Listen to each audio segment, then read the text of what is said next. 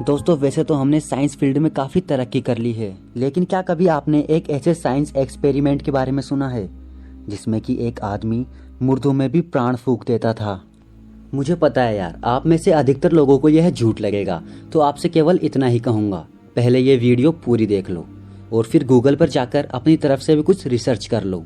बात झूठी निकले तो वीडियो को डिसलाइक कर देना और चैनल को भी अनसब्सक्राइब कर देना। साल 1934 में विज्ञान के इतिहास में कुछ ऐसा हुआ था जिसे किसी को भी उम्मीद नहीं थी।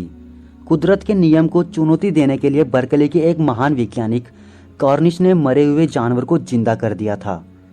यह अब तक का सबसे खतरनाक और चुनौती देने वाला प्रयोग था और इस एक्सपेरिमेंट के ऊपर बाद में एक मूवी भी बनाई गई थी जिसमें रॉबर्ट द्वारा प्रयोग के दौरान किए गए एक असली वीडियो का इस्तेमाल किया गया था।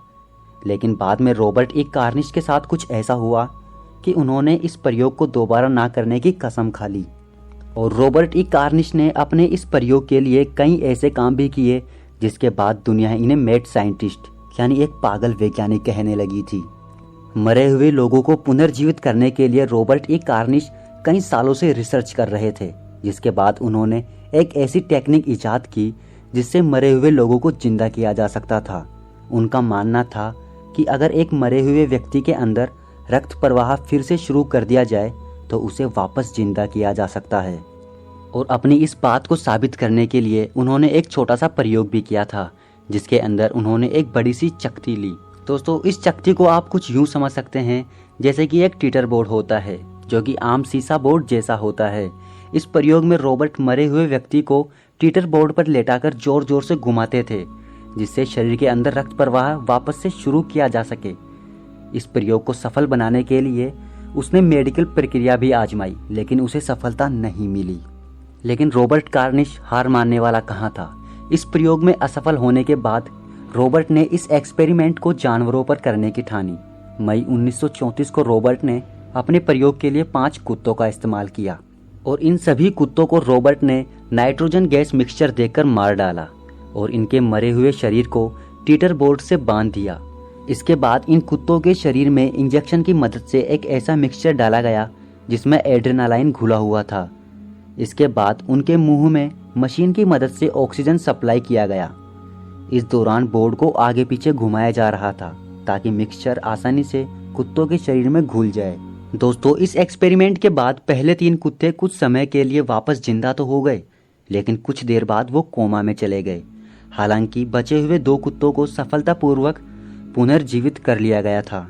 सन 1935 में मॉडर्न मैकेनिक्स में छपे हुए एक आर्टिकल के अनुसार पुनर्जीवित होने के बाद चौथे नंबर का कुत्ता किसी सहारे के बिना खड़ा नहीं हो पाता था। वहीं 5वां कुत्ता लेजरस 5 केवल 4 दिनों में ही वापस नॉर्मल हो गया था।